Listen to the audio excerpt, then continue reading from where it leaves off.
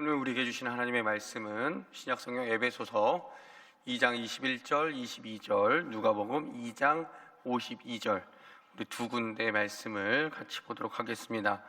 먼저 신약성경 312쪽에 기록된 에베소서 2장 21절, 22절 말씀 우리 한 목소리로 같이 읽도록 하겠습니다. 시작. 그의 안에서 건물마다 서로 연결하여 주 안에서 성전이 되어가고 너희도 성령 안에서 하나님이 거하실 처소가 되기 위하여 그리스도 예수 안에서 함께 지어져 가느니라. 아멘. 누가복음 2장 52절 말씀 시작성경 91쪽에 기록되어 있는데 같이 읽겠습니다. 시작. 예수는 지혜와 키가 자라가며 하나님과 사람에게 더욱 사랑스러워 가시더라. 아멘. 오늘은 우리 기독교 육세미나 두 번째 시간으로 가정과 교회가 함께하는 신앙교육이라는 주제로 우리 김도일 교수님, 김도일 목사님 나오셔서 말씀 주실 때 큰 은혜의 시간 되기를 바랍니다. 우리 목사님 자리로 모시도록 하겠습니다. 할렐루야. 일주일 동안 잘 계셨습니까? 예, 아주 신수가 훤하십니다.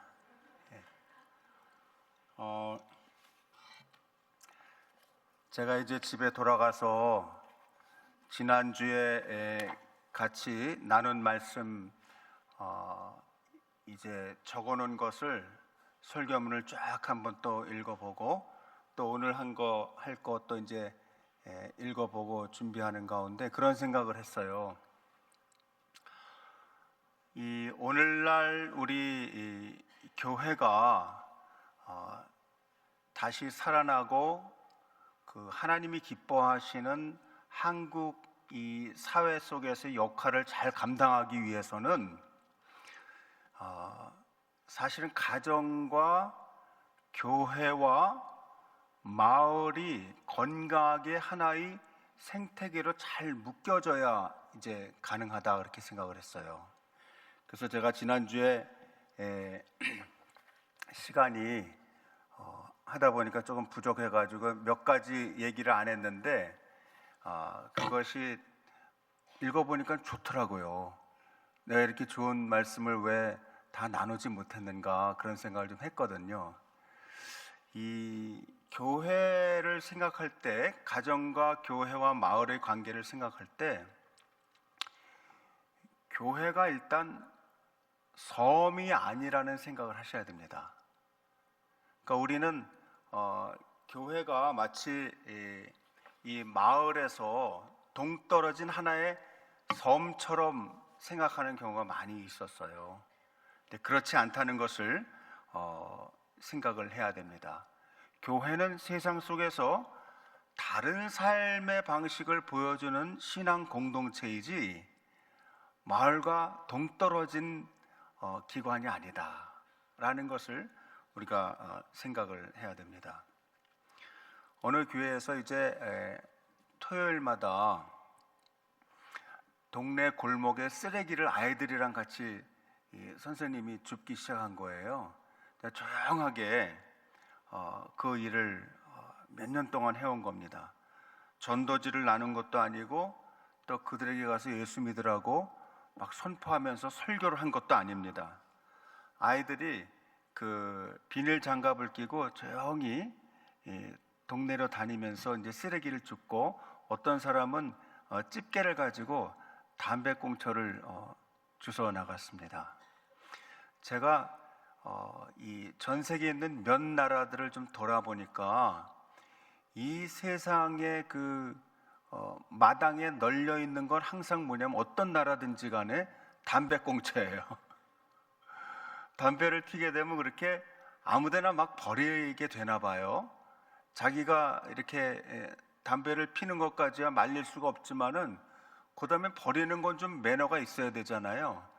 근데 특별히 정류장 근처 또 이렇게 좀 이렇게 골목에 으슥한 곳에는 항상 담배꽁초가 있어요.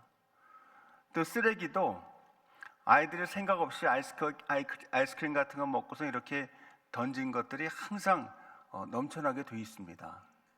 그래서 이 교회의 한 반 아이들이 선생님의 지도를 받아서 그 쓰레기를 이제 비닐 장갑을 끼고 잘 정리를 하기 시작했고, 그 일을 아무에게도 광고하지 않고 이제 다니면서 몇 년을 한 거예요.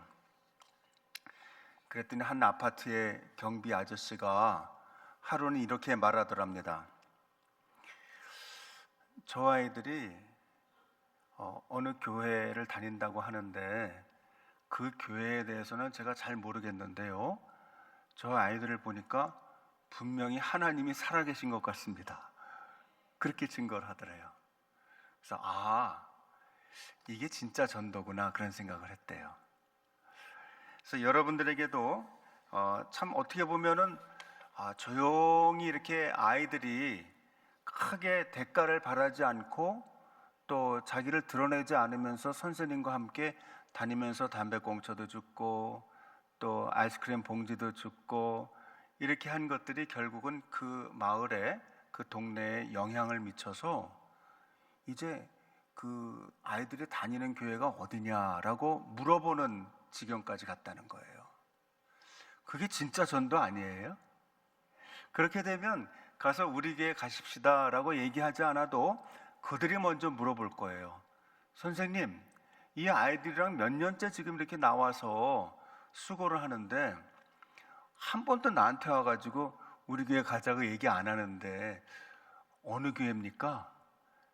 이번 일요일에는 제가 선생님 따라서 한번 가보고 싶어요. 그런 얘기를 한다는 거죠. 여러분, 이 가정에서 다음 세대는 꼭 그 아이들이 우리의 미래이기 때문에, 교회의 미래이기 때문에 다음 세대에서 얘기하는 것만이 아니고요, 저는 우리 아이들이 오늘날 이 세상에 살아나가는 오늘의 선교사라고 저는 생각을 합니다. 아이들이야말로 이 동네의 선교사예요. 그러니까 아이들을 지도할 때 우리 선생님들 또 부모님들, 조부모님들은 그런 마음으로 아이들과 같이 말씀을 나누고 삶을 나누면 좋겠어요. 내가 이 아이들에게 보여주는 것만큼 이 아이들이 동네에 나가서 또 학교에서 또 학원에서 친구들에게 선교사 역할을 한다 하는 것입니다. 저는 이제 기독교 교육학을 가르치는 교수로 평생을 살다가 이제 은퇴를 했는데요, 아이들을 지도해보면 많은 사람들이 그 오해하는 거 하나가 있는데, 그게 뭐냐면 아이들을 아직도 준비가 안 된 존재로 생각하는 어른들이 굉장히 많다는 거예요. 너희들은 아직도 많이 배워야 돼, 조금 더 커야 돼, 네가 뭘 알겠어, 그렇게 얘기하지만 사실은 하나님은 지금도 아이들을 통해서 일하고 계십니다. 학교에서, 가정에서, 마을에서, 또 친구들 사이에서 아이들은 하나님의 나라를 드러낼 수 있다는 거예요. 사실 사람들은 많이 배운 사람이, 또 연세가 많은 어른이 그 마을 사람들, 동네 사람들을 얘기하면서 말하면서 이렇게 훈계를 하거나 뭐라고 지도하는 것에서 어떤 영감을 얻기보다는 사실은 우리가 볼 때 아직도 덜 배웠고 아직 덜 성숙한 존재인 것 같은 아이들이 자기들의 삶 속에서 아주 순박하게, 소박하게 자기의 삶에서 예수 그리스도를 드러내는 그런 일들을 하고 또 사람들을 배려하는 말을 할 때 그들이 하나님이 살아계신 것을 알 수 있다는 거예요.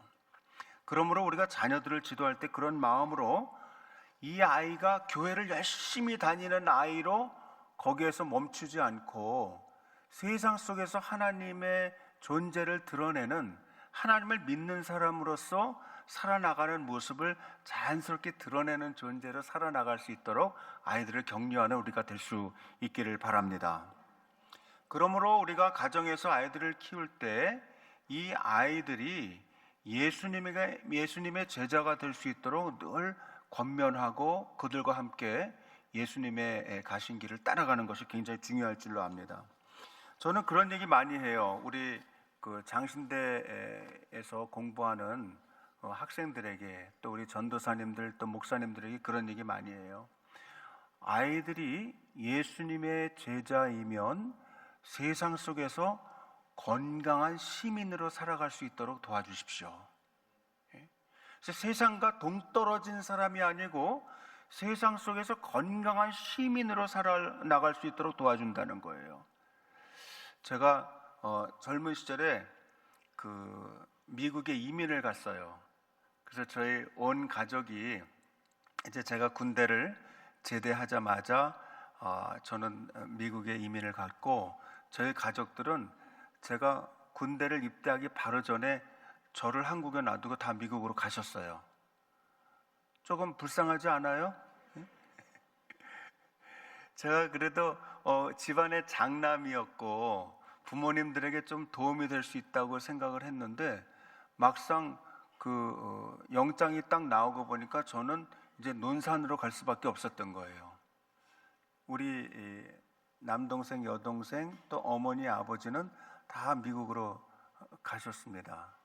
그래서 그렇게 살고 있는데, 제가 이제 한국에서 육군 병장으로 제대를 하고서 이제 미국에 가서 신앙생활을 할 때 굉장히 말씀이 좋은 영락교회 계열의 나성 영락교회라는 우리 통합 측의 목사님이 심무하시는 교회죠. 거기에 이제 출석하게끔 됐습니다.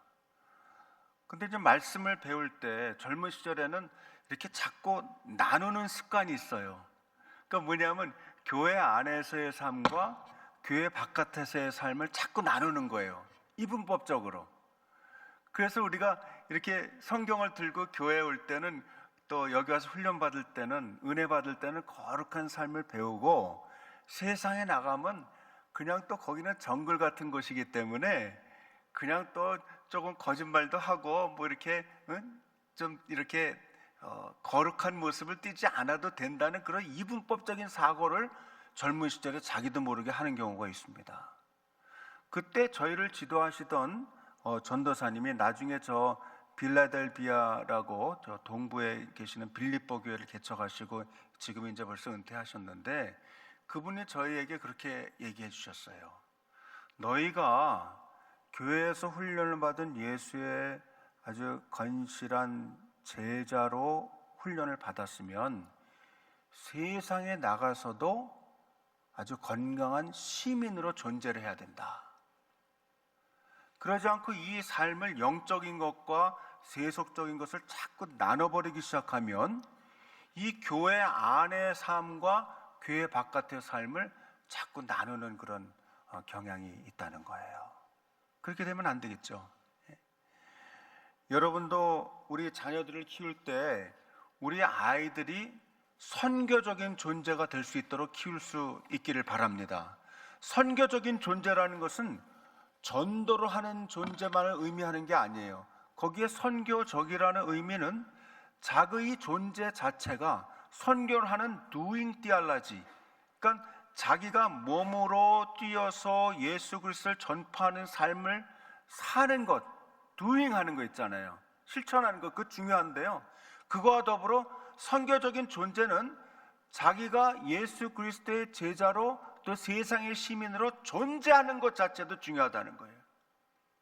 아이들이 경비 아저씨 예수 믿으세요 라고 얘기하는 것도 중요하겠지만, 말을 하지 않고 꾸준하게 맡겨진 일을 동네에서 계속 해나갈 때 경비 아저씨 입에서 잘 모르겠는데요, 쟤네들 어느 교회 다니는지는 모르겠는데요, 쟤네들 보니까 분명히 하나님 살아계신 것 같아요 라고 얘기할 수 있어야 된다는 거죠. 그래서 제가 이런 쓰고 보니까 굉장히 멋진 말을 했는데 한번 들어보세요. 부모는 아이가 읽는 첫 번째 성경이고, 조부모는 고난을 통과한 믿음의 기억이고, 교사는 가정 밖에서 만나는 은혜의 증인입니다. 믿으십니까? 예. 이 세 축이 연결되면 아이는, 우리 자녀들은 깊이 자라납니다.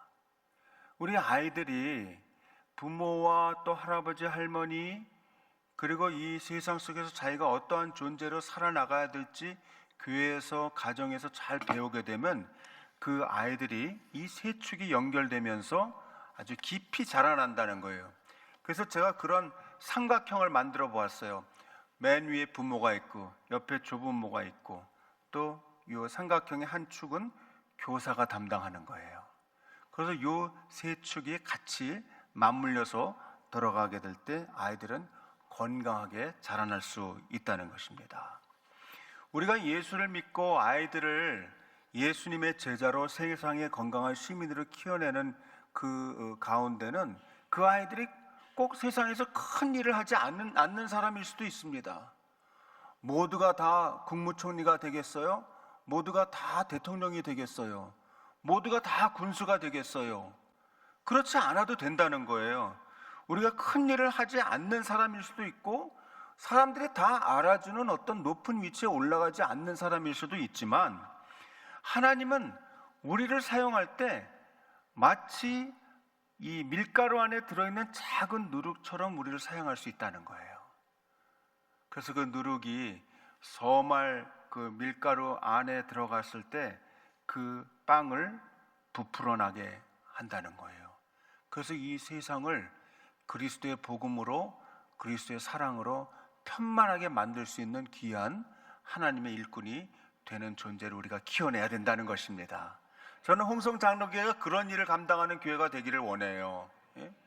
여러분들이 이 홍성 지역에 있으면서 자꾸 어떤 그 부풀린 무슨 허망한 자꾸 꿈을 꾸는 것보다는 이 속에서 하나님이 기뻐하시는 아주 건강한 교회로 섬길 수 있도록 그런 교회로 만들 수 있도록 자녀들을 키우는 여러분들 되실 수 있기를 바랍니다. 그게 바로 하나님께서 우리를 이렇게 이 지역에 살게 하신 목적이 아닌가 그렇게 생각을 하고 있습니다. 오늘도 기도하는 부모님의 무릎은 결코 헛되지 않습니다. 그 오늘도 아이 이름을 불러주는 교사의 사랑은 결코 헛되지 않음을 믿습니다. 오늘도 믿음의 이야기를 들려주는 할아버지 할머니 조부모님들의 노력은 결코 헛되게 끝나지 않는다는 것을 꼭 기억하시기를 간절히 바랍니다. 여기까지가 제가 지난주에 미처 얘기하지 못한 거예요. 오늘요 이 화면에 나오는 제목 있죠? 제목 한번 같이 읽어봐 주실래요? 시작. 가정과 교회가 함께하는 신앙교육. 말씀을 같이 한번 다시 보겠습니다. 이 전에 에베소서 2장 21절에서 22절 말씀 같이 읽어요. 시작. 그의 안에서 건물받아 서로 연결하여 주 안에서 성전이 되어가고 너희도 성령 안에서 하나님이 거하실 처소가 되기 위하여 그리스도 예수 안에서 함께 지어져 가느니라. 아멘. 여기 이렇게 보시니까 어때요? 이 말씀을 보니까 뭔가 여기에 핵심 단어들이 있는 것처럼 보이지 않으세요? 한번 지금 생각을 쭉 해보세요. 그 다음에 누가복음 2장 52절의 말씀 같이 읽습니다. 시작. 예수는 지혜와 키가 자라가며 하나님과 사람에게 더욱 사랑스러워 가시더라. 아멘. 여러분도 오늘 참 잘 오셨어요. 이 다음에 화면 한번 넘겨보세요. 예. 당신은 하나님께서 이 시대를 위해 귀하게 세운 성도이자 교회 머리이신 예수님께 속한 교회입니다. 굉장히 중요한 말이에요. 그냥 제가 막 써놓은 말이 아닙니다. 우리는 보통 생각할 때 내가 어떻게 거룩하신 이 예수님의 몸인 교회가 될 수 있겠어? 라고 생각하지만 사실은 그렇지 않습니다. 우리 각자는 예수님의 머리이시고 예수님의 몸에 속한 교회로서 존재하는 겁니다. 그래서 이 가운데 이렇게 주중에 자기의 일을 위하여 교사로 또는 공무원으로 또는 엄마 아빠로 할머니 할아버지로 또 이 중에서는 또 자신의 그 어떤 농업이나 또 축산업을 하시는 그런 사장님도 계실 테고 또 거기서 일하시는 직원도 계실 텐데 여러분이 다 흩어져 있는 예수 그리스도의 몸에 속한 홍성 장로교회 교인일 뿐만 아니고 여러분 자신이 예수님의 몸에 속한 교회임을 기억하시기를 바랍니다. 그래서 각자의 자리에서 다음 세대를 위해서 눈물을 흘리고 또 씨를 뿌리면서 한 주간 살아오신 부모님, 교사, 또 우리 성도 여러분들을 주님의 이름으로 정말 제가 진심으로 환영하고 싶어요. 이 시간은 단순한 어떤 우리 이호영 목사님이 설교를 잘하시기 때문에 또 다른 설교 하나 전하려고 하는 게 아니에요. 더 중요한 건 뭐냐 하면 저는 이 목사님처럼 설교를 잘하지 못해요. 저렇게 매주 하시는 목사님들처럼 교수는 더 잘할 수 없어요. 근데 제가 가지고 있는 특기가 있는데 그게 뭐냐 하면 세미나 설교를 하는 거예요. 세미나 설교. 그러니까 어떤 공부의 주제를 가지고 1시간 동안 그 주제를 쭉 마치 그 소의 뼈를 가지고 계속 이렇게 물에다 끓이다 보면 그게 아주 뽀얀 국물이 나오는 것처럼 그런 뽀얀 국물이 나오는 그런 세미나가 되기를 원합니다. 오늘 그래서 그런 세미나가 되기 위해서는 아주 우리가 붙들어야 되는 2가지 질문이 있어요. 첫째 질문 같이 한번 읽어볼까요? 시작. 교회는 무엇을 위하여 존재하는가? 또 2번째는 가정과 교회는 어떤 관계로 하나님의 나라를 세워나가야 하는가? 그 파워포인트가 이쁩니까? 저도 이렇게 제가 소위 말하는 인공지능에게 프롬프트를 계속 줬거든요. 이렇게 만들어라 저렇게 만들어라. 인공지능은요 사람이 명령 주는 대로 합니다. 그냥 네가 한번 만들어봐 해가지고 나오질 않아요. 그리고 이렇게 어떤 이미지가 나오려면 제가 이 텍스트를 줘야 돼요. 텍스트를 주지 않고 알아서 해봐 그러면 알아서 못합니다. 그 자기 마음대로 막 만들어놔요.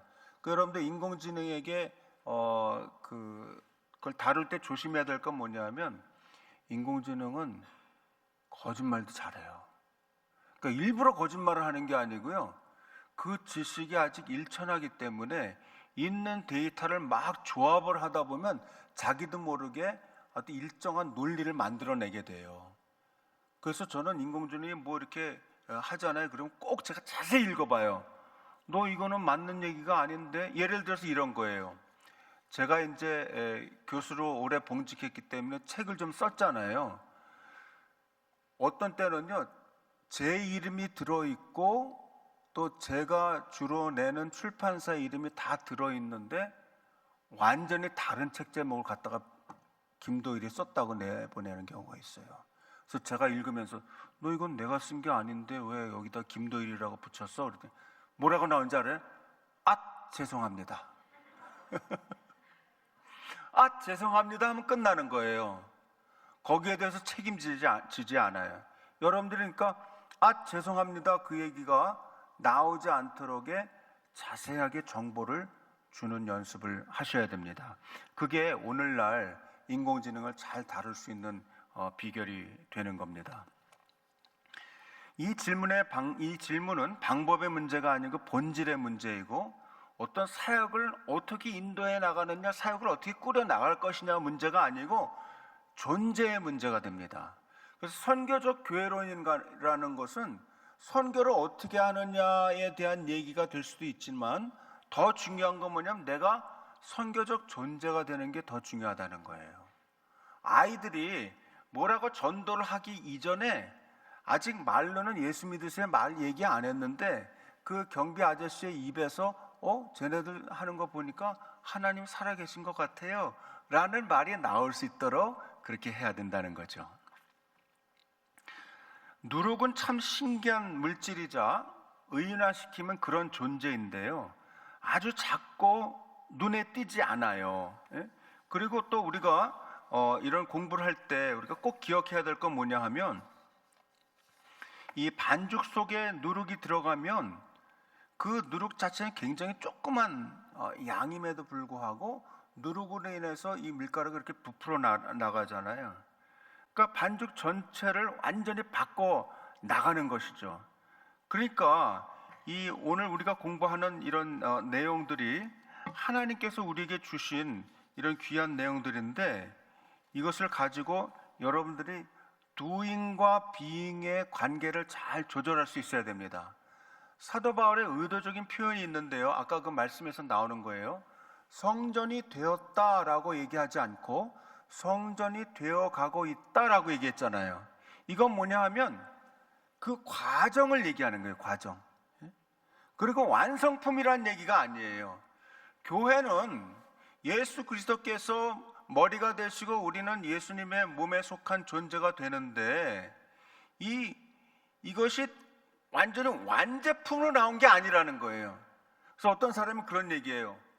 아니, 어떻게 예수를 믿는 사람들이 모인 교회에 때로 그렇게 어려움이 있습니까? 그 안에 왜 가끔 이렇게 불협화음이 있습니까? 라고 물어봐요. 그럼 왜 그러냐 하면 우리가 아직도 만들어져 가는 존재이기 때문에 그렇다는 사실을 기억해야 됩니다.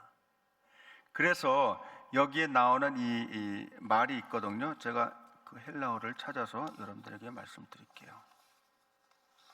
제가 오늘 준비를 너무 많이 한 것 같아 또. 여기 있구나. 여기다 싹 빼놓고서 다른 데서 찾았어요. 이게 뭐냐 하면 시노이 코노메이스테라고 하는 그 헬라어 단어가 있습니다. 이 단어에 보면 함께 지어져 가느니라 라고 얘기했는데요, 교회는 완성품이 아니고 으리으리하게 고정된 이제 만들어진 건물을 교회라고 얘기하지 않습니다. 우리는 홍성 장로교회 할 때 이렇게 빨간 벽돌로 이쁘게 지어진 건물을 생각하지만 사실은 그거는 교회당, 예배당입니다. 진정한 교회는 뭐냐? 그 안에 출석하고 있는 예수님의 사람들이 교회라는 거예요. 이 신앙의 공동체가 거의 교회라는 거예요. 그래서 지금 이 순간에도 하나님의 손에 의해서 다듬어지고 이웃과 연결되고 빚어지고 있는 현재 진행형의 생명체가 교회라는 거예요. 근데 여기에 나오는 이 말씀처럼 성전으로 만들어져 가고 있다는 거예요. 그러니까 수동태이면서 진행형이라는 거예요. 이걸 꼭 기억하시기를 바랍니다. 수동태의 은혜가 이 통찰입니다. 무언가 대단한 일을 하는 것보다 하나님의 손에 붙들려서 어떤 존재로 만들어지느냐, 빚어지느냐가 교회의 본질이라는 것입니다. 그러므로 교회는 스스로를 보호하는 성이 아닙니다. 캐슬이 아니에요. 성이 아니고 삶 속으로 스며들어가면서 자라나는 유기체적인 생명체가 교회입니다. 꼭 기억하시길 바랍니다. 그래서 하나님의 세밀한 설계도가 있는데요, 한번 보세요. 함께 지어져 가느니라 하는 하나님의 손에서 빚어지는 유기체적인 결합을 교회로 보는 거예요. 그리고 우리가 연결되어 있다는 거예요. 서로 연결하여 틈새 없이 맞물리는 깊은 공감이 있어야 되는 거예요.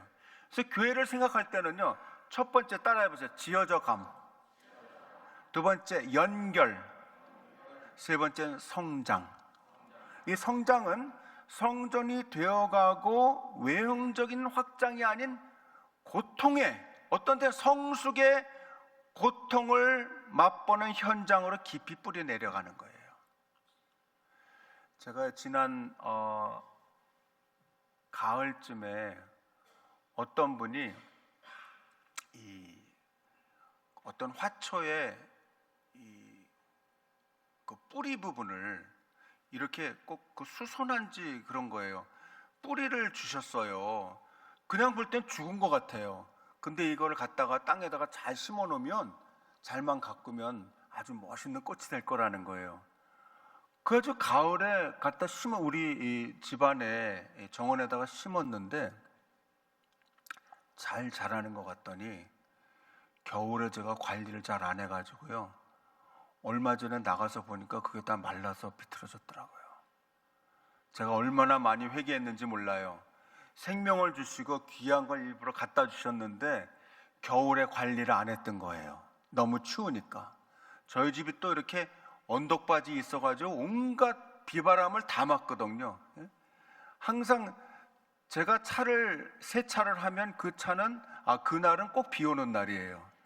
깨끗하게 싹 닦아 놓으면 꼭 비가 오는데, 비가 와도 그냥 제 차를 치는 게 아니고 그냥 온갖 비바람을 제 차에다가 다 뿌리고 나서 내려가더라고요, 바람이. 어떤 생각을 했냐 하면, 성장의 모체가 되는 예수 그리스도를 믿는 사람들의 모임이 교회라고 그랬잖아요. 근데 그것이 결코 쉽게 교회로서 만들어져 가는 건 아니라는 거예요.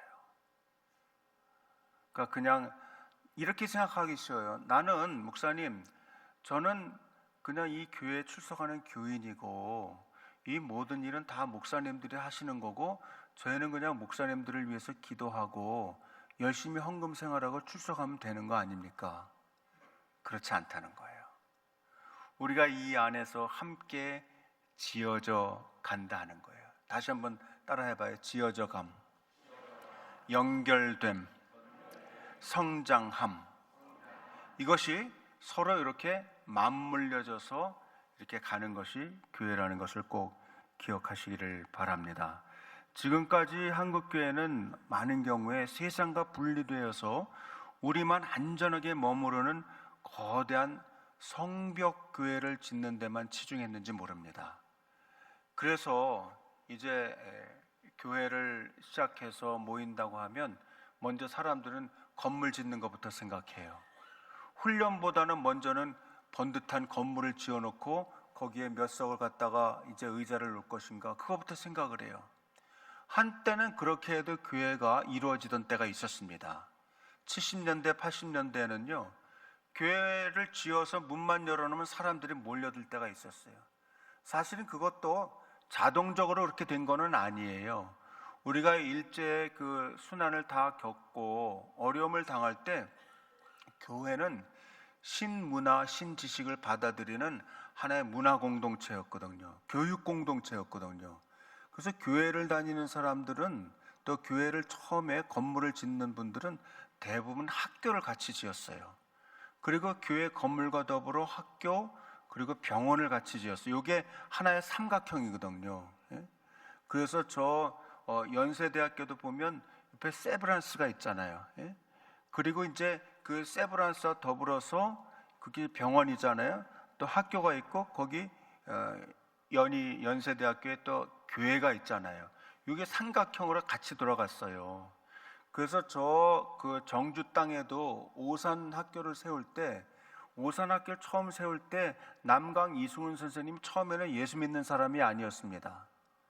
근데 그가 이제 그 평양에 가서 또 신의주에 가서 은혜를 받고서 이제 은혜를 받은 다음에는 다시 자기의 그 정주 땅에 와가지고 그 학교 마당에다가 오산교회를 세웁니다. 오산교회를 시작해요. 그래서 그가 거기에서 자기가 시작했던 교회에서 장로가 되고, 또 그분이 장로로서 심우하면서 이 그 3.1 운동을 주도하게 된 것입니다. 그렇게 해서 처음에 이 모든 교회는 처음엔 학교와 교회와 병원이 같이 움직이는 이런 유기체적인 그 관계를 가졌다는 거예요. 그러므로 우리가 교회를 세우고 이 건물을 짓고 그 안에서 성도들이 같이 거하면서 가르치고 또 서로를 위해서 기도하고 지역사회에 또 병원을 세우고 학교를 세우고 하는 이런 공동체는 그냥 사람이 운영하는 게 아니라는 거예요. 교회는 성령의 공동체라는 사실을 꼭 기억하시기를 바랍니다. 바울은 이어서, 그래서 아까 그 말씀에 보면 교회를 성령 안에서 하나님이 거하실 처소라는 말을 하잖아요. 그렇죠? 그게 바로 교회는 성령의 공동체라는 말씀을 풀어서 얘기한 겁니다. 교회 본질은 프로그램이나 구조가 아니고 성령의 임재하심을 드러내는 공동체라는 거예요. 그래서 교회에 출석하게 되면 제가 말하는 교회는 보이는 교회, 또 조직된 교회를 의미하는 거예요. 그 안에 들어있는 우리도 각자가 교회이지만 그 각자의 교회가 모여서 하나의 공동체인 교회를 만들어내거든요. 보이는 교회를. 그래서 이 교회 안에서 꼭 있어져야 되는 4가지 요소들이 있는데, 그게 뭐냐면 하나는 회개와 변화입니다. 그 다음엔 진리 앞에서의 겸손입니다. 그 다음에 서로를 향한 인내입니다. 그리고 세상을 향한 파송이 같이 있어지게 되는 것입니다. 성령께서 임재하시면 이 하나님의 나라가 계속 편만하게 퍼져 나가는 이 누룩의 역할을 감당할 수 있다는 것입니다. 그러므로 교회는 결코 사교 모임이 아니에요. 교회는 성령께서 임재하시는 신앙 공동체, 성령 공동체로서 역할을 감당할 수 있다는 거예요. 그래서 이 안에 들어오면 하나님께서 우리를 만들어 가시는 것을 경험할 수 있게 되는 겁니다. 성령은 교회를 안으로 묶어두시는 분이 아니시고 밖으로 내어보내시는 하나님이시라는 사실을 꼭 기억하시기를 바랍니다. 그래서 패러다임의 전환이 일어나야 돼요. 우리는 여태까지 교회를 이제 건물 안에서 몇 명이 모이느냐, 이 출석 인원에 대해서 너무나 지대한 관심을 가지고 있었어요. 심지어는 이제 주일을 하는 사람들끼리도 모이면 그 교회는 몇 명 모여요? 새벽에는 몇 명 나옵니까? 수요일에는 몇 명 나옵니까? 이렇게 주일 오후에는 몇 명 모입니까? 주일 아침에는, 주일 대예배 드릴 때는 또 몇 명 나옵니까? 맨날 그 명수에 관심이 많아요.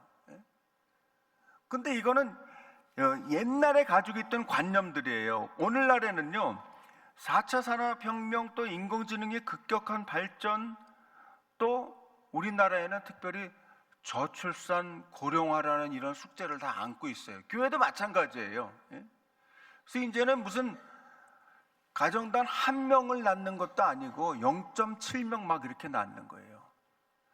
우리는 어떻게 보면 소위 말하는 피지컬 AI라고 하는 거 있잖아요. 물리적으로 로봇에다가 AI를 집어넣어서 이제 만들어내는 그런 일들이 우리에게는 굉장히 필요한 거예요.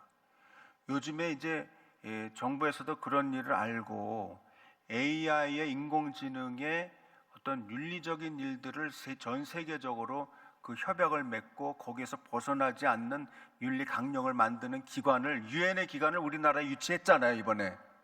너무 잘했죠? 사실은 예전에는 생각조차 할 수 없었던 일이에요. 모든 일은 다 큰 나라들이, 선진국들이 다 주도해서 했지만 이제는 우리나라가 그 반열에 들게 된 것입니다. 그래서 성벽을 세우는 교회는 건물 안에 출석 인원에만 핵심 지표를 삼았지만 누룩과 같이 퍼져나가는 진정한 선교적 교회는 마을 내 존재감과 영향력에 더 관심을 두게 됩니다. 또 두 번째 기본 태도는 교회를 마치 이제 방주형의 어떤 분리된 단체로만 생각을 했어요. 그래서 예수 안 믿는 사람들 다 우리 교회로 집어넣어야 돼. 다 집어넣고 우리는 구원의 방주로서만 역할을 해야 된다고 생각한 거예요. 그게 틀린 얘기는 아니지만, 근데 우리가 말하는 이 방주는 다 창문이 열려있고 문이 열려있는 방주입니다. 이 안에 들어와서 모이는 교회로서 방주로서 역할을 하지만 또 흩어지는 방주로서 역할도 해야 될 줄로 믿습니다. 그래서 누룩교회는 방주형 교회가 세상과 분리된 것을 추구한다고 하면 누룩교회는 자기를 부정하고 마을로 스며들어가는 것을 의미한다 하는 것을 꼭 기억하시기를 바랍니다. 또 이 성벽 울타리를 세우는 교회의 사역의 경계는 교회 담장을 높이 쌓는 거예요. 그래서 자꾸 동네라 자꾸 분리를 시키는 거예요. 근데 누룩교회는 자기의 교회가 마을 골목과 이웃의 삶에 계속 들어가는 거예요. 한번 수원에서 이런 일이 있었어요. 한 교회에서 성균관대학교 앞에 있는 한 교회에서 이런 일이 있었어요. 이 교우들이 이제 또 마을 사람들이 요새는 부부가 일하는 사람들이 많아요. 근데 부부가 일하다 보면 젊은 엄마 아빠들이 일을 요새 뭐 5시, 6시 되면 딱 집에 오는 일들이 많이 없거든요. 회사 다니다 보면 얼마나 야근하는 일들이 많아요. 또 7시, 8시는 쉽게 넘어가는 적도 많아요. 근데 아이는 어린이집이나 이런 타가시설에서는 5시, 6시면 다 끝나니까 그 아이 때문에 엄마가 일을 할 수가 없는 거예요. 또 아빠도 일을 하기가 어려운 거예요. 그래서 이 교회의 목사님이 당회원들과 회의를 했습니다. 우리가 어떻게 하면 우리 교우들뿐만 아니고 이 지역 수원에 사는 많은 사람들을 아이도 좀 편안하게 키우면서 또 일도 할 수 있도록 해줄까요?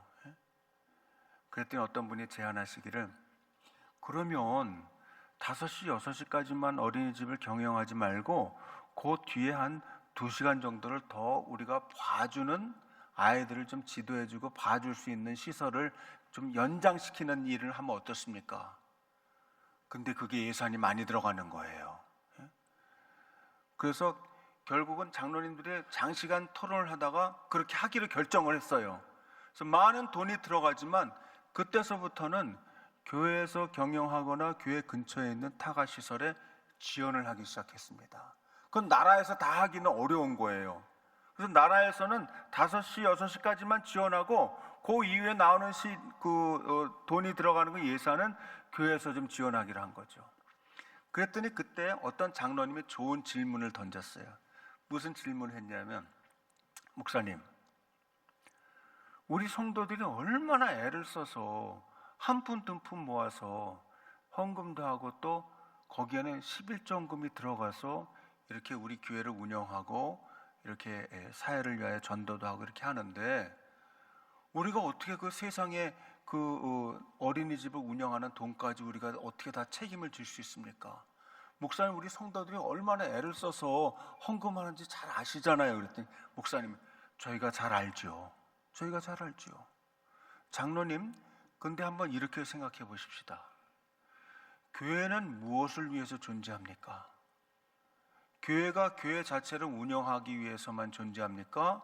아니면 교회는 선교를 위해서 존재한다고 하는데, 저 우리나라 바깥에 있는 아프리카나 동남아시아나 여러 다른 나라들에 선교하는데 말씀을 전하는 것, 거기에 교회를 세우는 그런 일에만 존재한다고 생각을 하십니까? 그런 건 아니죠. 그러면 장로님, 우리 지역사회에서 꼭 필요한 엄마 아빠들이 아이를 볼 때 한 2시간만 더 맡아주면 안심하고 일하고 기쁜 마음으로 돌아와서 아이를 찾아간다는데, 그 일에 대해서 우리가 투자하는 것이 그렇게 성경적으로 나쁜 일은 아니지 않습니까? 잘못된 건 아니잖아요.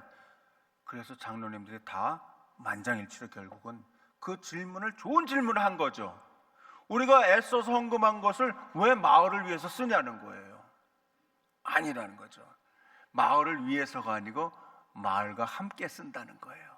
한번 따라해 보세요. 교회는 마을을 위해서 존재하는 것이 아니고 마을과 함께 존재한다. 이게 마치 우리가 뭔가를 교회 바깥에 있는 사람들, 교회당 바깥에 있는 마을에다가 뭔가 시혜적인 뭔가를 베푼다는 생각을 하면 헌금이 아깝지요. 왜 우리가 그 일까지 해야 돼? 그게 직접적인 복음 전도는 아니잖아. 그렇게 생각하기 쉬워요. 그러나 그렇지 않다는 거죠. 아까 아이들이 열심히 담배꽁초도 줍고 또 그 마을에 청소를 하는 것을 묵묵히 할 때 그 경비 아저씨가 얘네들을 보니까, 저는 그 우리 동네 교회가 어떤 교회인지는 모르겠는데 얘네들 보니까 하나님 분명 살아계신 것 같아요. 아이들이 이렇게 어떻게 변할 수가 있어요? 아이들이 어떻게 이렇게 이기적이지 않은 아주 다른 사람들을 위해서, 마을을 위해서 존재하는 존재가 될 수 있어요. 그렇게 아저씨들이 평가하는 걸 보면, 여러분, 우리 홍성 장로교회가 왜 존재합니까? 첫째는 복음 전파하기 위해서 존재합니다. 또 그들의 삶에 깊숙이 들어가기 위해서 존재합니다. 섬기기 위해서 존재합니다. 근데 거기에 포함되는 일들은 때로는 우리가 그들을 위해서 시간과 물질을 사용하는 것도 필요하다 하는 것을 꼭 기억하시기를 바랍니다. 성벽을 세우는 교회만을 생각하면 우리 교회는 자꾸 멋지고 아름답고 그냥 아주 웅장한 건물 짓는 것에만 신경 쓸 수가 있어요. 울타리만 자꾸 세우는 거예요. 그러나 그렇지 않다. 정말 하나님께서 기뻐하시는 교회는 울타리를 낮추고 사람들이 들어올 수 있도록, 또 우리가 나갈 수 있도록, 복음을 읽는 그런 이웃이 될 수 있도록 교육하는 것이다 하는 겁니다. 하나님 나라의 성장 모델입니다. 그러므로 누가복음 2장 52절에 나오는 말씀처럼 요 네 가지가 연결이 된다는 거예요. 이 말씀 한번 같이 읽어볼까요? 시작. 예수는 지혜와 키가 자라가며 하나님과 사람에게 더욱 사랑스러워 가시더라. 한편으로는 하나님과의 관계입니다. 신앙과 영성이에요. 또 다른 한편으로는 지혜의 성장이에요. 또 우리가 키도 성장해야 되겠죠. 키가 자라나고 지혜가 자라나신다고 했잖아요. 그 다음에 하나님께 대하여 또 사람에게 대하여 공동체적인 인격도 가지고 하나님께 위로 수직적인 관계도 잘 가진다는 거예요. 이 누가복음 2장 52절을 가지고 아주 유명한 노스 포인트 커뮤니티 처치라고 하는 저 미국 조지아주의 아틀란타시에 있는 그 교회가 하나 있어요. 거기 보면 여러분들 가끔 기독교 방송에 보면 찰스 스탠리라고 하는 미국에서 제일 아주 건강하게 성장하는 제1침례교회라는 데가 있어요. 거기에 그 찰스 스탠리 목사님의 아들이 1958년생인데 그분이 처음에 교회를 시작할 때 자기 친구 2명이랑 셋이서 시작했어요. 그게 1994년 정도 됐을 때입니다. 근데 이분이 이 누가복음 2장 52절의 말씀을 근거로 하여 우리 자녀들을 키울 때 예수님이 성장하신 것처럼 키가 자라나고 또 지혜도 자라나고 하나님 앞에 사람 앞에 사랑스러워가는 그런 존재를 키우자 해서 교재를 만들었어요. 그래서 유명한 EOE Basics라고 하는 252 Basics라고 하는 이 성경 교재를 만들어서 아이들을 키워내기 시작한 겁니다. 지금은 그 교회가 우리가 숫자를 중요하게 생각하지 않지만 4만 명이 모이기 시작했어요. 한국에는 지금 교회가 몇 개나 있을까요? 한국에 지금 이렇게 보이는 홍성장로교회 같은 교회가 5만 개 정도가 있습니다. 미국 땅에는 그런 교회가 50만 개가 있어요. 그러니까 동네마다 골목마다 교회가 하나씩 있는데 그렇게 교회가 많으면 사실은 교회가 많이 모이기가 어렵거든요. 왜냐하면 다 나눠서 가지니까, 교우들을 다 나눠서 가지니까 한 교회가 그렇게 많이 모일 수가 없어요. 그 중에도 제가 그 교회를 실제 가서 보니까 그 교회는 평신도들이 얼마나 열심히 사역하는지 몰라요. 제가 이제 본당에서 쭉 나와서 그 건물 안으로 해서 쫙 복도로 들어가는데 양쪽에 방이 쫙 있어요. 그 교회 안에 작은 그룹이 10,000개나 있습니다. 10,000개. 소그룹이 10,000개나 있어요. 그러니까 자기의 취미생활 또는 성경 공부하는 스타일 또 제자훈련 받는 성경 공부 이런 것들이 쭉 퍼져 있어가지고 소그룹에서 그렇게 활동을 하는 거예요. 그러니까 우리 홍성장로교회도 이 평신도 사역이 그렇게 활성화될 수 있는 교회가 되기를 간절히 바랍니다. 그렇게 되기 위해서는 여러분들의 내가 누구인가 또 교회가 무엇인가 하는 본질적인 질문을 던질 수 있어야 하고 거기에 답을 할 수 있어야 되는 겁니다. 이 균형 잡힌 성장은 성전 안에서만 이루어지는 게 아니에요. 예수님이 만약에 이제 그 예루살렘 성전 안에서만 자라났다고 하면 또 그것이 어떤 일종의 모델이 되었다고 하면 모범 답안이 됐다고 하면 우리도 교회 안에서만 살아야 될 것입니다. 그러나 예수님은 그렇게 하지 않고 나사렛에서 자라났잖아요. 또 예수님은 제자들을 불러 모아서 이제 12 제자를 삼고 갈릴리로 들어가셨잖아요. 그러니까 이 그리스도 교회, 예수 그리스도 교회, 우리 이 기독교의 본질은 뭐냐면 우리가 교회 안에 모여서는 은혜를 받고 교회 밖으로는 흩어져서 그 은혜 받은 것을 나눈다 하는 것입니다. 예수님은 가정과 마을, 일상 속에서 성장하셨다는 사실을 꼭 기억하시기를 바랍니다. 조금 전에 EOE Basics라고 하는 이 Basic이라는 말은 아주 기본이 된다, 근본적이다 그런 뜻이거든요. 건강한 제자로 자라나가는 3대 핵심 진리가 있는데, 첫째는 지혜와 키가 자라나가는, 그래서 나는 하나님이 나를 만드셨음을 믿기에 현명한 선택을 할 수 있다는 것. 두 번째는 관계입니다. 다른 사람들과 함께 관계를 가지고 나는 하나님이 나를 사랑하신다는 것을 알기에 모든 사람을 품고 사랑할 수 있다는 거예요. 정체성이 또 중요해요. 그래서 나는 내가 누구에게 속해 있는지를 알기 때문에 나의 모든 행동에 책임을 진다 하는 겁니다.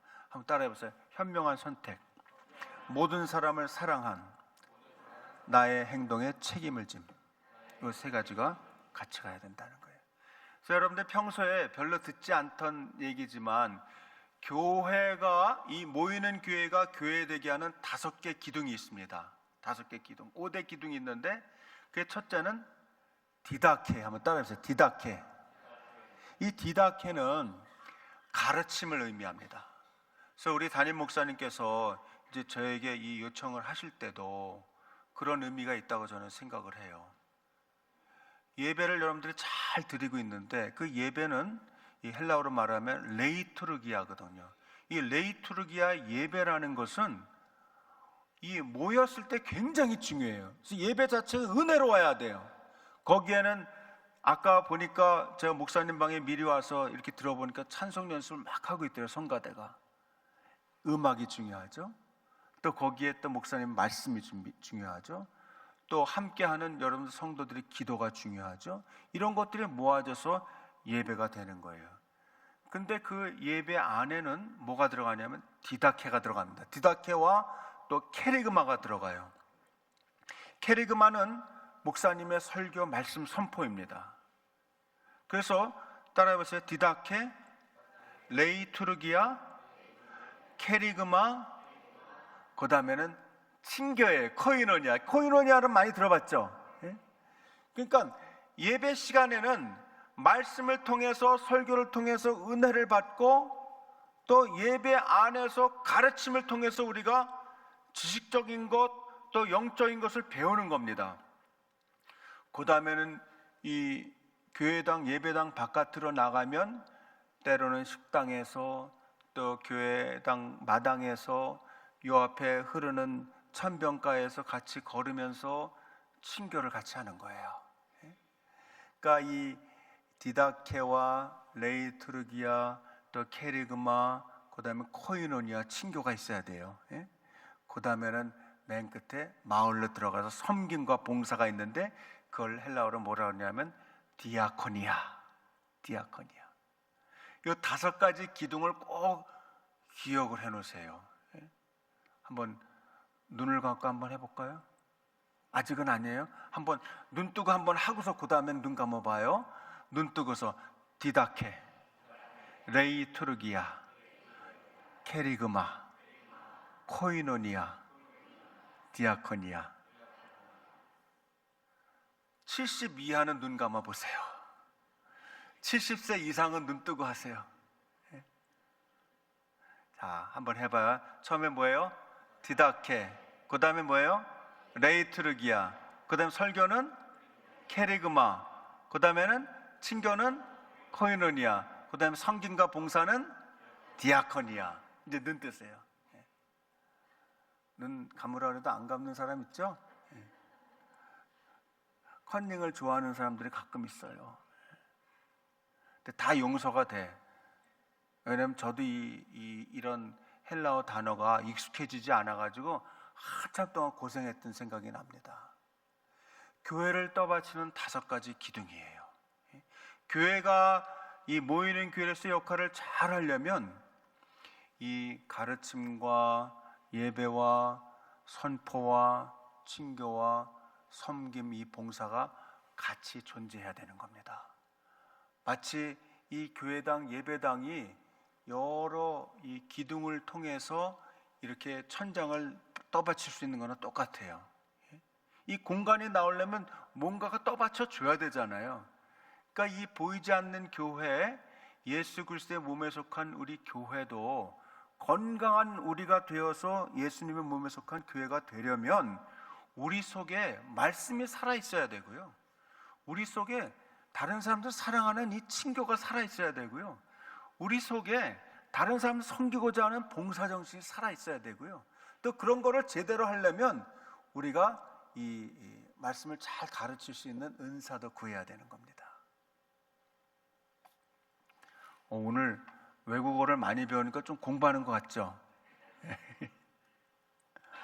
그래서 조금 이렇게 부연해서 설명을 드리면 이런 거예요. 디다케는 가르침을 얘기하는데 하나의 형성의 과정인데요. 가정과 교회가 함께 하려면 이 가르침이 굉장히 중요한 요소가 됩니다.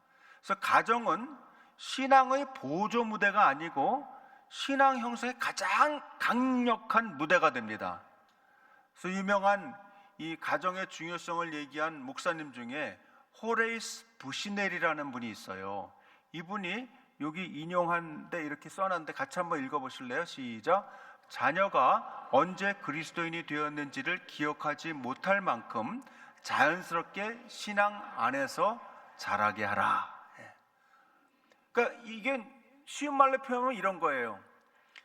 여러분 중에 나는 내가 언제 어떤 목사님을 통해서 말씀의 은혜를 받고 예수님을 나의 구세주로 모셔드렸다 하는 것을 기억하는 사람 손 들어보세요. 나는 내가 언제 어디서 누구에 의하여 말씀을 듣고 내가 은혜를 받아서 회심했다, 그때 난 그리스도인이 됐다 하는 사람, 그거 생각나는 사람 손 들어보세요. 나는 있거든요. 난 1980년 6월 달에 저 경기도 양평의 국수리 틴나이프 수양관에서 제가 인격적으로 예수님을 모셔드렸어요. 그게 1980년이에요. 제가 그전에는 장로의 손자로, 장로의 아들로, 권사의 손자로, 권사의 아들로 태어나서 모태신앙을 가진 기독교 집안에서 제가 자라났지만 교회 다니는 게 하나의 뭐라 그럴까요? 습관이었어요. 습관. 우리 집안의 전통이었어요. 예? 근데 너무 놀라운 건 뭐냐면요, 그때 제가 만 20살 정도 됐거든요. 근데 아직 예수님을 영적으로, 인격적으로 모셔드리지 않았음에도 불구하고 제가 성가대도 했고요, 또 교사도 했어요. 예? 그러니까 교회 안에 들어오면 아무개 장로님의 아들로서 신앙생활 건실하게 하는 청년이고, 그때 제가 또 교회 대학생의 회장도 했습니다. 근데 솔직히 말하면 제 속에 예수님이 없었어요. 근데 저희 집사람이 저 뒤에 앉아 있지만은 저런 사람들은 자기가 언제 예수 믿는지 모를 정도로 자연스럽게 그리스도인이 된 분들이에요. 제가 우리 이 뒤에 앉아 계신 이호영 목사님 비롯한 기독교 교육학을 배우는 많은 제자분들에게 언제 예수 믿게 됐는지 얘기해 보라 그러면, 교수님 저는 그 기억이 안 나는데요, 저는 자연스럽게 그리스도인이 되었어요 라고 얘기하는 사람들도 있어요. 요새는 굉장히 많아요. 여러분들에게도 제가 여쭤볼게요. 이제 진짜 한번 대답해 봐요. 나는 언제 내가 예수 믿었고 누구를 통해서 복음을 받아들였으며 그때 내가 눈물 콧물 다 흘리고 회심하는 경험한 것을 제가 기억합니다 하는 사람 손 들어보세요. 몇 분 있어요. 저는 목사님 홍성 장로교회에서 태어났고 부모님이 여기 재직이었고 그냥 자연스럽게 예수 믿는 사람으로 성장했어요 하는 사람 손 들어보세요. 둘 중에 하나는 들어야 돼. 나는 이것도 저것도 다 모르겠습니다 하는 사람 손 들어보세요. 호레이스 부시넬 목사님은 뭐라 그랬냐면요, 당신이 언제 그리스도인이 됐는지를 모르는 채로 그리스도인이 될 수 있도록 가정의 부모들이 그렇게 훈련시켜야 된다는 거예요. 자기들의 삶에 선한 영향력으로. 내가 잘 뭔지 모르겠다는 사람은 그런 걸 거예요. 우리 자녀들도 지금은 저희 두 딸이 다 결혼해서 지금 살고 있는데요, 그 아이들도 이렇게 회심을 경험했거든요. 회심을, 목사의 딸인데 회심을 경험했다는 건 무슨 의미예요? 제가 잘 못 보여줬다는 거예요. 그 회심을 경험하지 않은 사람은 회심을 경험해야 되지만 회심을 경험하지 않은 채로 그리스도인이 되는 게 더 바람직하다는 거예요. 그 예전에 73년도에 여의도에 빌리그레함 목사님이 와가지고서는 막 전도 집회했잖아요. 예? 그 전도 집회할 때 많은 사람들이 그때 주께로 나아갑니다 그런 찬송 부를 때 막 울면서 나가서 단에서 막 무릎 꿇고 기도하고 손 들고 막 은혜 받고 그랬거든요. 근데 사실은 재직의 자녀로 태어난 아이들은 그런 경험을 안 하는 게 정상이라는 거예요. 그때까지 예수를 안 믿었으면 회심의 경험을 해야 되지만 회심의 경험을 하지 않은 채로 자연스럽게 그리스도인이 되는 게 더 좋다는 거예요. 그게 살아있는 그리스도인 가정이라는 겁니다. 신앙은 지식 이전의 환경이며 설명 이전의 삶이기 때문에 그래요.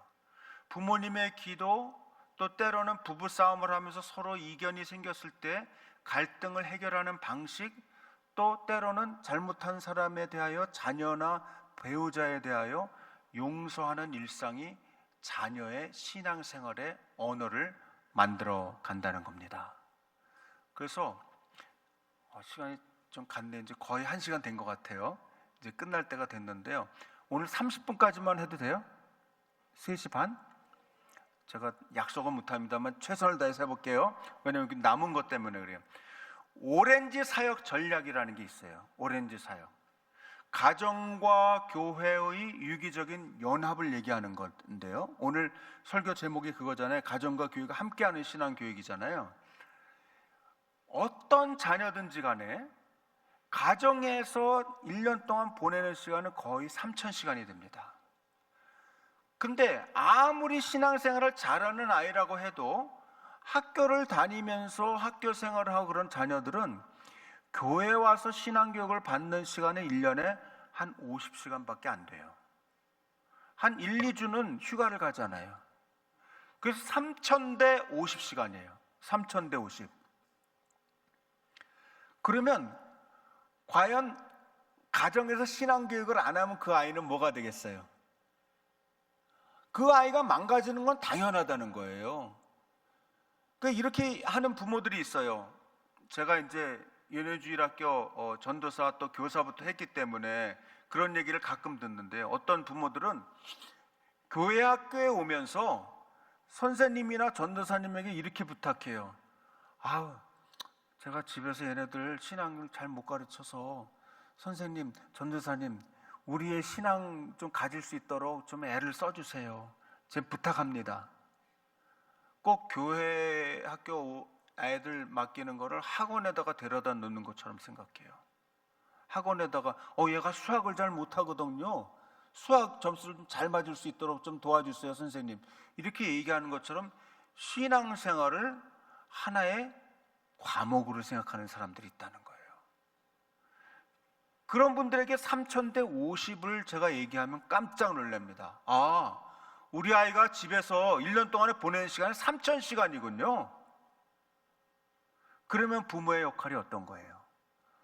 부모는 부모와 자녀가 같이 일상에서 보내는 시간이 이렇게 많다면 신앙생활에 못 파는 가정이 돼야 된다는 거예요. 그래서 이런 교육이 필요한 거예요. 예? 제가 기회가 되면 이런 교육을 좀 여러분들에게 구체적으로 드릴 수 있으면 좋겠는데 우리 이호영 목사님 더 잘하니까 맡깁니다. 또 50시간은 주일 예배와 훈련의 시간입니다. 그래서 교회에 오면은 가정에서 신앙의 모판에서 훈련받은 것을 교회에 오면은 확인하는 거예요. 그동안 내가 배운 것을 우리 전도사님이 우리 목사님이 이렇게 말씀하시네. 그 신앙의 방향과 언어와 기준을 제시하는 빛이 된다는 거예요. 교회는 결코 부모를 대신할 수 없고 대신해서도 안 됩니다. 교회는 부모를 신앙교육의 주체요 또 동역자로 세운다는 사실을 꼭 기억해 두시기를 바랍니다. 그래서 부모와 교역자는 동역의 관계예요. 부모는 자기가 할 일을 하지 않고 아이를 목사님에게 맡기는 개념이 아니라는 거예요. 예배와 또 선포, 레이투르기와 캐리그마 있잖아요. 이걸 제가 먼저 공부를 안 했으면 여러분들 도대체 목사님 뭐라 그러는 거야 그랬을 텐데 지금 이제 다 알아듣잖아요. 그래서 이 공부가 그래서 중요한 거예요. 이 예배를 드리고 이 말씀 선포를 위해서 배우는 그 목적은 어떻게 보면 모여있는 교회가 흩어지기 위한 전초 작업을 하는 거라고 볼 수 있어요. 예배는 하나님의 임재 안에 서는 시간이지만 그 목적은 예배당 안에 머무르는 삶이 아닙니다. 예배는 세상으로의 화성식이에요. 진짜 예배는 예배 시간이 끝난 이후에 시작되는 거예요. 그래서 어떤 예배 찬송 인도자들, 아까 우리 부목사님과 여기 찬송 인도자들 쫙 섰잖아요. 찬송 시작할 때 뭐라고 멘트를 하면서 시작하냐 하면, 시작할 때 지금부터 우리 찬양을 시작하겠습니다 이렇게 얘기하지 않고 지금 여러분들이 일주일 동안 살았던 삶의 예배가 계속되는 시간을 갖겠습니다 그렇게 얘기해요. 예배를 계속하겠습니다 이렇게 멘트를 해요. 그게 그냥 하나의 말 같지만 말장난이 아니라는 거예요. 여러분의 평소의 삶이 예배의 삶이 되시기를 바랍니다. 그 다음에 선포는 단순한 정보 전달이 아니에요. 요새같이 인공지능이 발달한 시대에는요, 사실은 설교문을 좀 써줘 하면 간단하게 써주기도 해요. 정보 전달이 아니고 삶 속에서 해석되고 증명돼야 되는 하나님 나라의 선언이라는 거예요. 그래서 코이노니아는 이런 거예요. 깨어진 틈으로 스며드는 은혜인데, 여기 화병을 보세요. 이렇게 금이 같죠? 그래서 헨리 나우엔 교수는 이렇게 얘기했어요. 하나님은 우리가 완벽할 때가 아니라 우리가 깨어질 때 그 틈 사이로 가장 깊이 들어오신다는 거예요. 어떤 그 금이 간 그 화병이 이제 꽃을 이렇게 담고 있었는데 물을 위해서 이렇게 주인이 붓는데요, 그 물이 그 깨어진 틈 사이로 막 나오는 거예요. 그래서 쑥 그 우물에서부터 물을 길어서 꽃에 물을 주고선 이제 어떤 장소로 왔는데 너무나 많이 새버린 거예요. 그러니까 이 깨어진 그 화분이 주인에게 이렇게 말씀을 드렸어요. 고백을 하기를, 주인님, 저는 참 나쁜 화분인가 봐요. 이렇게 다 금이 가가지고 깨어진 틈으로 물이 다 새니 말이에요. 그랬더니 그 주인이 뭐라고 얘기했냐 하면, 얘야, 그런 게 아니란다. 네가 비록 이렇게 금이 가서 거기서 물이 새지만 너 우리가 저 우물에서부터 여기까지 걸어오는 길 한번 되돌아보렴.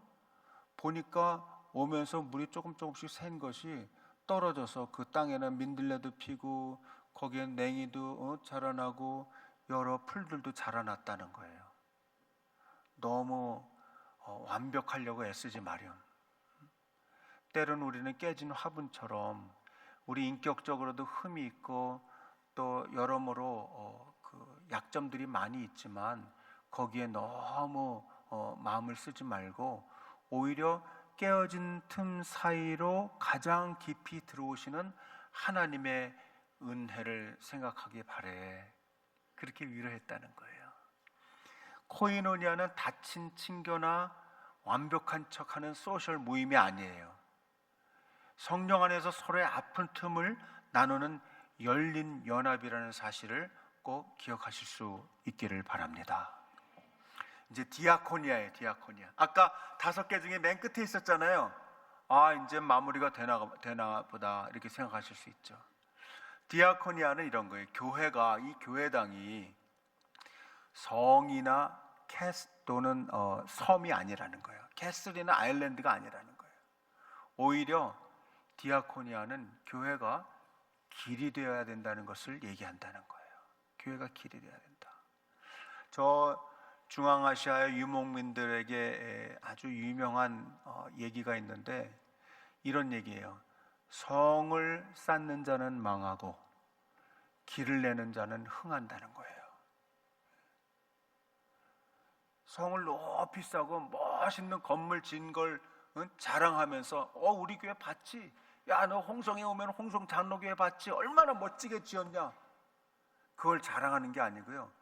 오히려 이곳은 모이기 위하여 레이트루기아 또는 디다케 케리그마를 위해서 너무나 중요한 장소이지만 우리는 모이기 위해서 이 건물을 지은 게 아닙니다. 모여서 훈련을 받고 은혜를 받음으로 나가기 위해서 이 건물을 지은 거예요. 꼭 기억하시기를 바라요. 이런 얘기가 있어요. 어떤 사람이 이제 살다 보면 마지막 순간이 오잖아요. 누구나 다 나이를 먹고 여러분들이 뭐 천년 만년을 살겠어요? 이 세상에서 건강한 사람들 80, 90 살고 또 어떤 분들은 가끔 100세까지도 사시지만 결국 마지막에 이 세상을 하직할 때 사람들이 제일 후회하는 거는 뭐냐 하면 내가 많은 재산을 남겨서 자녀들에게 못 준 게 내가 후회돼요. 내가 더 많은 운동을 해서 더 건강했어야 되는데 이런 거를 후회하는 게 아니고요. 내가 왜 주변에 있는 사람들에게 그렇게 많은 사랑을 주지 못하고 정말 내가 더 그렇게 인격적으로 대하지 못했는가?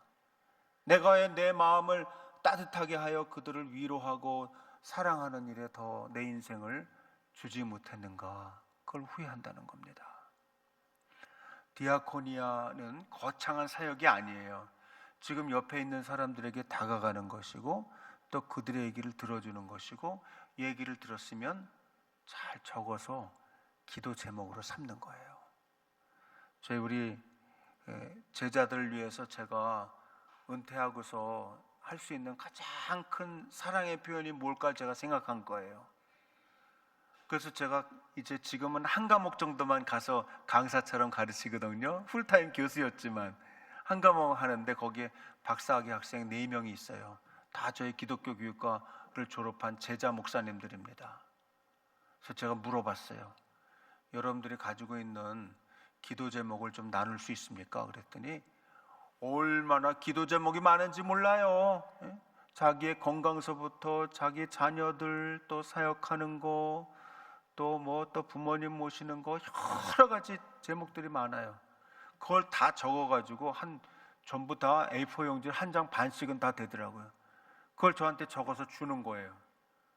그래서 제가 그걸 그대로 정리를 해가지고 제 아이패드에다가 다 넣어서 기도 제목을 삼아서 매일 기도하고 있어요. 그래서 하루는 그 같이 공부를 시작할 때 제가 그 기도 제목을 다 기억하고 한 사람 한 사람 기도를 다 해주니까 우리 제자들이 눈물을 글썽이면서 깜짝 놀라는 거예요. 교수님 어떻게 우리의 구체적인 기도 제목을 위해서 다 이렇게 기도하실 수 있냐는 거예요. 저희는 그냥 뭉뚱그려서 대충 하실 줄 알았다는 거예요. 저 사람들이 잘 되게 해주세요. 저 사람들이 성공하게 해주세요. 더 지혜로운 목회자 되게 해주세요. 그냥 그렇게 기도할 줄 알았는데 구체적으로 다 적은 걸 어떻게 일일이 다 기도하시냐는 거예요. 저는 그게 우리 부모들이, 조부모들이 또 우리 교사들이 자녀들, 다음 세대를 향하여 할 수 있는 가장 큰 일이라고 생각을 해요. 가장 좋은 선물이라고 생각을 해요. 마을을 부풀리는 누룩의 5대 실천 지침이 있는데요. 인사하는 거예요. 지체의식을 함양하기 위하여. 두 번째는 정직한 거예요. 저는 정직한 게 교회의 실력이라고 생각해요. 거짓말하지 않는 거. 그 다음에 환대 사역이에요. 문턱을 낮추는 거예요. 그 다음에 돌봄 사역이에요. 틈새를 메워주는 거예요. 아무리 지금 우리나라 정부나 또 이런 지방자치제 이런 기관에서 열심히 일을 한다고 해도 역시 또 틈새가 있기 마련이에요. 하루 종일 공무원들이 일하실 수는 없잖아요. 그러니까 그 틈새를 교회가 메워주는 사역을 해야 돼요. 그게 디아코니아예요. 그 다음에는 교육 전수를 해주는 거예요. 그래서 건강한 시민을 만들어주는 거예요.